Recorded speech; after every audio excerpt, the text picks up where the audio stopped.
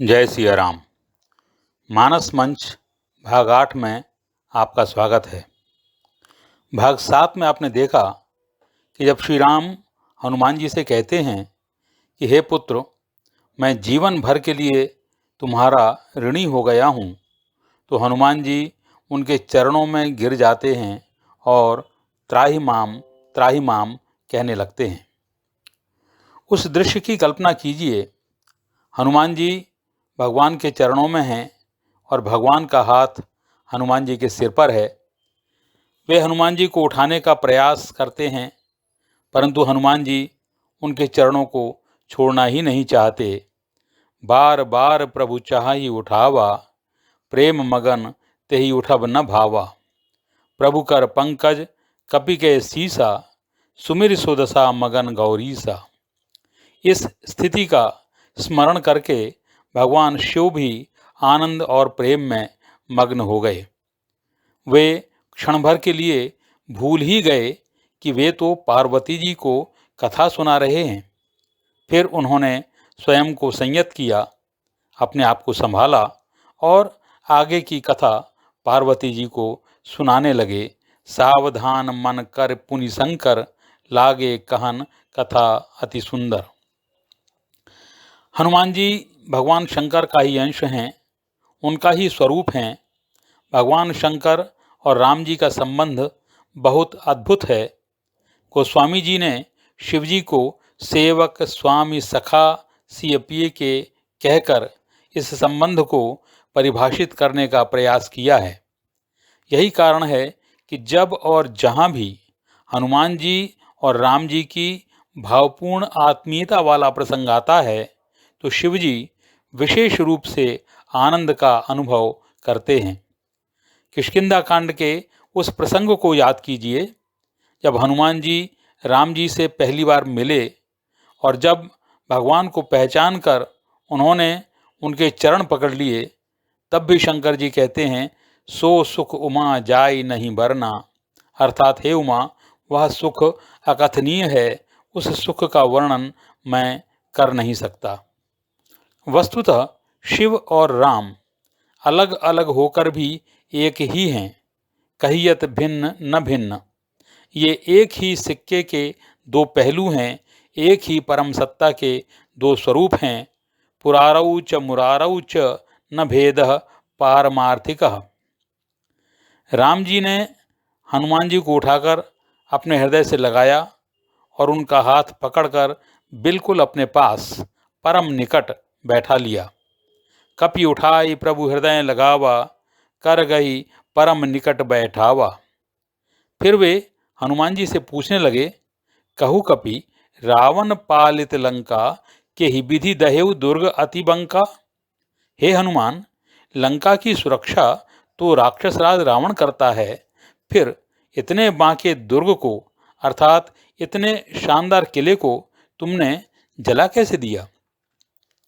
हनुमान जी जान गए कि भगवान बहुत प्रसन्न हैं। जब भगवान प्रसन्न होते हैं तो वे आपको वह सब देते हैं जिसकी आपने कल्पना भी नहीं की होती है। समस्त ब्रह्मांड का नियंता जिसकी प्रशंसा कर रहा है, उसे इससे अधिक और क्या चाहिए।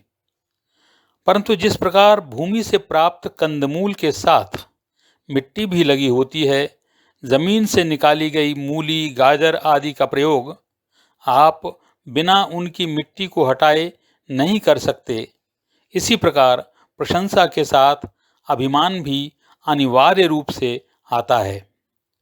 लोक में 3 सबसे बड़ी इच्छाएं मानी गई हैं। वे हैं लोकैषणा, वित्तैषणा और पुत्रैषणा। ऐषणा का अर्थ होता है इच्छा या चाह। लोकैषणा अर्थात संसार में मान प्रतिष्ठा प्रशंसा की इच्छा। यह इच्छा भी बहुत बलवती होती है। गोस्वामी तुलसीदास ने भी विनय पत्रिका में लिखा है, कोउ कछु देई कहिए भल, यह वासना न जीते जाई। अर्थात प्रसन्न होकर कोई कुछ दे, कोई हमारी प्रशंसा करे, यह इच्छा आसानी से दूर नहीं होती। इसीलिए जब आपको प्रशंसा मिलती है तो यही वे क्षण होते हैं जब व्यक्ति को सजग रहकर अभिमान से बचना होता है, क्योंकि कहा जाता है कि भगवान का सबसे प्रिय भोजन अभिमान होता है। वे किसी के अभिमान को रहने नहीं देते, और जब अभिमान नष्ट होता है तो वह अत्यंत कष्टदायक होता है। इसलिए अच्छा तो यही है कि अभिमान को आने ही न दिया जाए।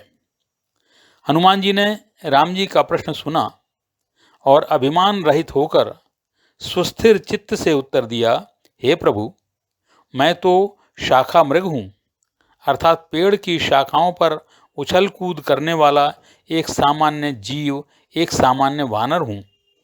मैं तो बस एक डाल से कूदकर दूसरी पर चला जाऊं, इतना ही कर सकता हूँ।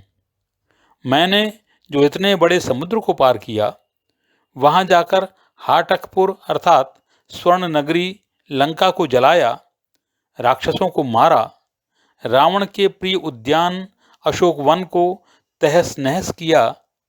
हे रघुराज श्री राम, वह तो सब आपका ही प्रताप था, जिसके कारण मैं यह सब करने में समर्थ हुआ। इसमें मेरा अपना कोई सामर्थ्य तो था ही नहीं। प्रभु प्रसन्न जाना हनुमाना, बोला बचन विगत अभिमाना।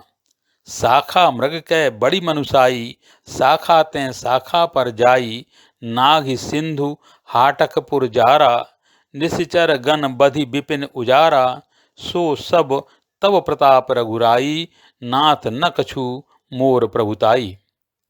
फिर हनुमान जी ने कहा, हे नाथ, आप जिस पर प्रसन्न होते हैं उसके लिए कुछ भी कठिन नहीं होता। आपके प्रताप से तो जरा सी रुई भी बड़वा नल को जला सकती है, अर्थात असंभव प्रतीत होने वाला लक्ष्य भी आसानी से सुलभ हो जाता है। भारतीय मान्यता के अनुसार अग्नि के 3 रूप होते हैं, बड़वानल, दावानल और जठरानल। ऐसा माना जाता है कि समुद्र के अंदर भी एक प्रकार की अग्नि जलती रहती है, जिसके कारण समुद्र उद्वेलित रहता है। यह बड़वानल कहलाती है। दावानल पृथ्वी पर मौजूद उस अग्नि को कहते हैं जो बड़े बड़े वनों को जलाकर राख कर देती है। हमारे दैनंदिन प्रयोग में अर्थात प्रतिदिन हमारे प्रयोग में आने वाली अग्नि यही अग्नि होती है। इसके अतिरिक्त तीसरी अग्नि है जठरानल, जो हम सबके जठर यानी पेट में जलती रहती है, जो हमारे भोजन को पचाने का कार्य करती है। अग्नि का शत्रु जल होता है। वह कैसी भी आग हो उसे बुझा देता है, परंतु जो आग समुद्र में अर्थात पानी में जलती है वह कितनी प्रबल होगी। हनुमान जी कहते हैं कि हे प्रभु, उस समुद्र की अग्नि को भी आसानी से जल जाने वाली रुई नष्ट कर सकती है यदि आप चाहें तो। अर्थात जो अकल्पनीय है, असंभव है, वह भी आपकी कृपा और आपके प्रताप से संभव हो जाता है। बस इसीलिए मैं भी लंका जैसे अभेद्य दुर्ग को जला पाया।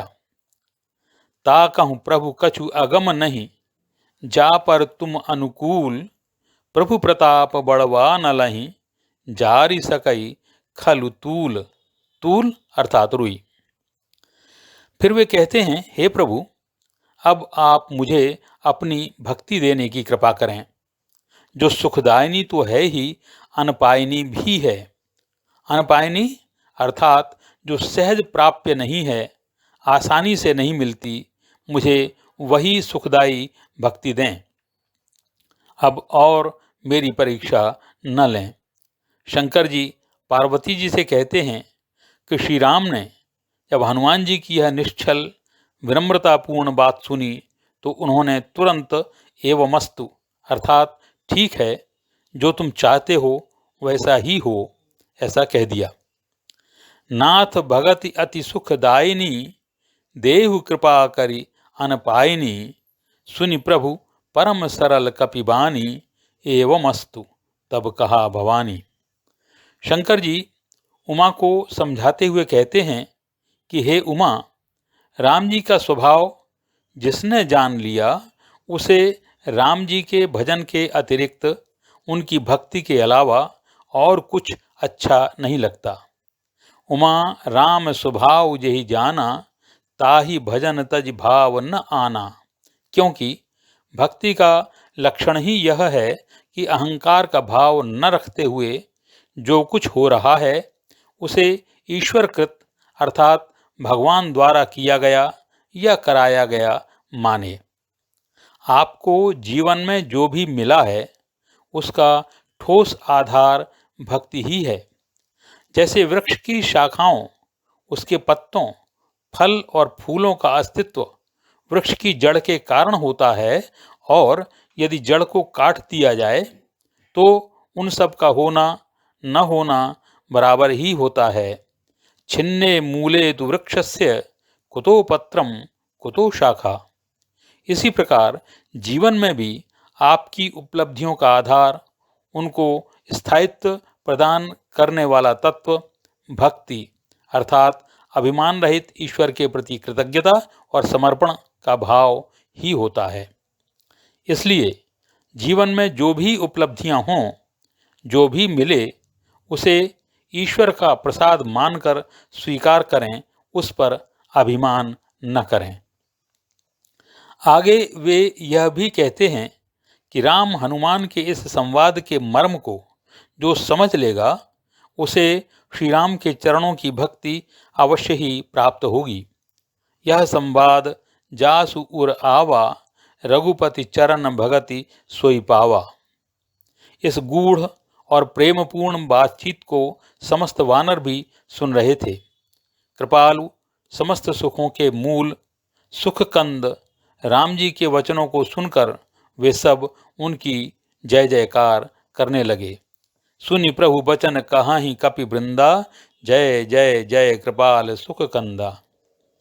फिर राम जी ने वानर राज सुग्रीव को बुलाया और उनसे कहा कि अब लंका विजय के लिए चलने का प्रबंध करो। अब तो हमारे पास लंका के सैन्य बल, वहाँ की सुरक्षा व्यवस्था आदि के बारे में हनुमान जी द्वारा लाई गई सारी जानकारी भी उपलब्ध है। अब तो विलंब करने का कोई कारण है ही नहीं। आप तुरंत सभी वानरों को आदेश दीजिए। आकाश से देवता भी इस दृश्य को देख रहे थे। जब श्री राम ने सुग्रीव से यह सब कहा तो वे बहुत प्रसन्न हुए। साथ ही भगवान राम को एक सामान्य मनुष्य की भांति व्यवहार करते हुए देखना उन्हें बहुत कौतुकपूर्ण भी लगा। उन्होंने आकाश से पुष्प वर्षा की और अपने अपने लोक को प्रस्थान किया। तब रघुपति कपिपति ही बुलावा, कहा चलै कर करहु बनावा। अब विलंब के ही कारण कीजे, तुरत कपिन कहूँ आय सुदीजे। कौतुक देखि सुमन बहु बरसी, नभते भवन चले सुर हर्षि। वानर राज सुग्रीव ने तुरंत वानरों के सभी सेनापतियों को बुलवा भेजा और झुंड के झुंड वानर तुरंत ही एकत्रित हो गए। वे सभी वानर भालू अलग अलग रंगों के, अलग अलग प्रजातियों के हैं और उनमें अतुलनीय बल है। कपिपति बेग बुलाए, आए बानर जूथ, नाना बरन अतुल बल, बानर भालू बरूथ। वे आकर श्री राम के चरणों में प्रणाम करते हैं। सभी अत्यंत वीर वानर भालू उत्साह और जोश में गर्जना कर रहे हैं। श्री राम ने वानर भालुओं की विशाल सेना को आया देख उन पर अपनी कृपा दृष्टि डाली, अर्थात समस्त सेना का निरीक्षण किया। राम जी की कृपा का बल पाकर सभी वानर भालू उत्साह जोश में भरकर ऐसा अनुभव करने लगे जैसे पर्वतों में पंख लग गए हों।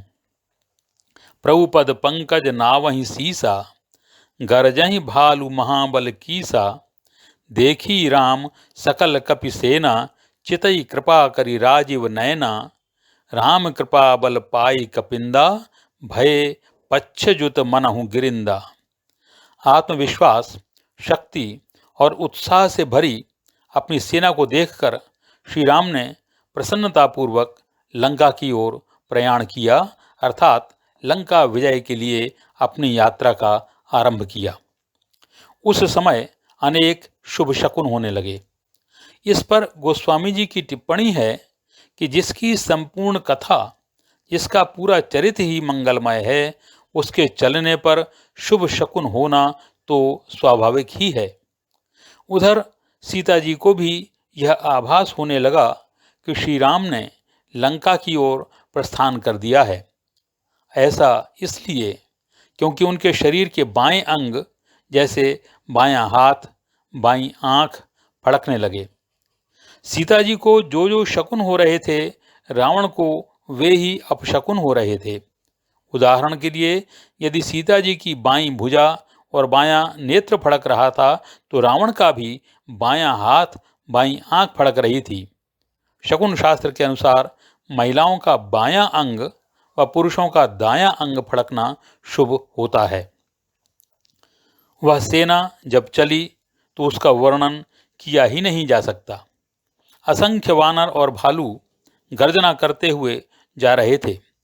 उनके हथियार, उनके भयानक नाखून थे। कोई पहाड़ जैसी बड़ी चट्टानें उठाए हुए जा रहा था, तो कोई पेड़ उखाड़कर हाथ में लेकर चल रहा था। वे सब अपनी मन मर्जी के अनुसार कभी भूमि पर तो कभी आकाश में चल सकने में समर्थ थे। भालू और वानर सिंह गर्जना कर रहे थे। उनकी इस भयानक गर्जना से दिग्गज अर्थात दिशाओं को थामने वाले हाथी भी डगमगाकर चिंघाड़ने लगे।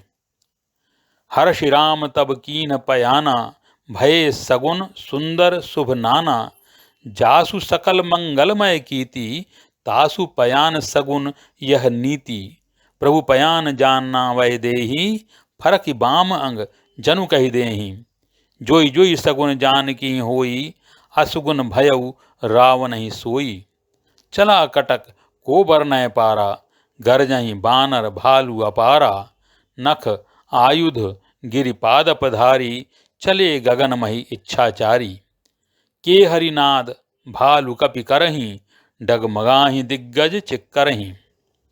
वानर भालुओं की विशाल सेना के इस प्रकार चलने से दिशाओं के हाथी चिंघाड़ने लगे, पृथ्वी डगमगाने लगी, पर्वतों में भी कंपन होने लगा और समुद्र उद्वेलित हो उठा, अर्थात समुद्र का पानी खलबलाने लगा। गंधर्व, देवता, मुनि, नाग, किन्नर ये सभी अत्यंत प्रसन्न हो गए, क्योंकि उन्हें लगा कि अब बस उनके दुख दूर होने ही वाले हैं। करोड़ों करोड़ भयानक वानर योद्धा कटकटाते हुए दौड़ते हैं और राम जी की जय बोलते हुए कौशलनाथ अर्थात श्री राम के प्रबल प्रताप और उनके गुणों का गायन कर रहे हैं। चिक्करहि दिग्गज डोल मही गिरि लोल, सागर खर भरे, मन हर्ष सब गंधर्व सुर मुनि नाग किन्नर दुख टरे, कटकटहि मरकट बिकट भट, बहु कोटि कोटिन धावहीं, जय राम प्रबल प्रताप कौशलनाथ गुण गन गावहीं। इस विशाल सेना के चलने से पृथ्वी पर जो अतिरिक्त भार उत्पन्न हुआ वह इतना अधिक है कि उदार नागराज शेषनाग उसको सहन नहीं कर पा रहे। इस अत्यधिक भार के कारण उनका मन बार बार भ्रमित हो जाता है। भार के कारण वे घबरा उठते हैं। इस कारण वे कई बार जोर से कच्छप राज की कठोर पीठ को अपने दांतों से जकड़ लेते हैं, जिससे उनकी यानी कच्छप की पीठ पर दांतों के निशान बन जाते हैं। यह सब ऐसा लगता है जैसे रघुवीर श्री राम की इस आनंददायी यात्रा की कथा को अत्यंत सुंदर जानकर सर्पराज शेषनाग कछुए की पीठ पर अपने दांतों से लिख रहे हों। शेषनाग को उदार इसलिए कहा गया है कि वे उदारतापूर्वक हम सब के लिए विशाल पृथ्वी को अपने सिर पर धारण करके रखते हैं। ऐसा माना जाता है कि एक विशाल कच्छप अर्थात कछुआ भी इस कार्य में उनकी सहायता करता है। जब राम जी की वानर सेना के कारण शेषनाग को धरती का भार असह्य प्रतीत होने लगा तो कसमसाकर उन्होंने कछुए की कठोर पीठ पर अपने दांत गड़ा दिए। उन दांतों के कारण कछुए की पीठ पर जो लकीरें सी बनी वे मानो शेषनाग जी द्वारा कछुए की स्थिर पीठ पर लिखी गई पवित्र राम कथा है। सही सक न भार उदार अहिपति बार बार ही मोह ही गही दसन पुनि पुनि कमठ पृष्ठ कठोर सो किमि सोहही रघुबीर रुचिर पयान प्रस्थिति जानि परम सुहावनी जनु कमठ खर पर सर्पराज सो लिखत अभिचल पावनी। इस प्रकार कृपानिधान श्री राम ने समुद्र के किनारे पर जाकर डेरा डाल दिया। सभी वानर भालू योद्धा भी जहां तहां फल इत्यादि खाने लगे। यही विधि जाई कृपानिधि उतरे सागर तीर जहां तहां लागे खान फल भालू विपुल कपिवीर। यहाँ तो श्री राम और उनकी सेना समुद्र के इस पार आकर ठहर गई। समुद्र के उस पार वहां लंका में सभी राक्षसों के मन में भय और आशंका व्याप्त थी। जब से हनुमान जी वहां लंका को जलाकर गए तब से सभी लोग सशंकित रहते थे। सब अपने अपने घरों में बैठकर यह चर्चा करते थे कि अब राक्षसों की खैर नहीं है। राक्षस समाज का बचना अब कठिन है। जिसके दूत की ही शक्ति का वर्णन नहीं किया जा सकता वह जब स्वयं लंका में आएगा तब भला किसकी कुशल रहेगी। वहाँ निशाचर रहा ही सशंका जबतें जारी गयऊ कपि लंका निज निज गृह सब करहि बिचारा नहीं निशिचर कुल केर उबारा जासु दूत बल बरन न जाई तेही आए पुर कवन भलाई। लंका में घर घर में होने वाली इस तरह की बातों की जानकारी अपनी दूतियों के माध्यम से मंदोदरी को भी प्राप्त हुई। मंदोदरी को किसी अनिष्ट की आशंका सताने लगी। उसके हृदय में घबराहट होने लगी।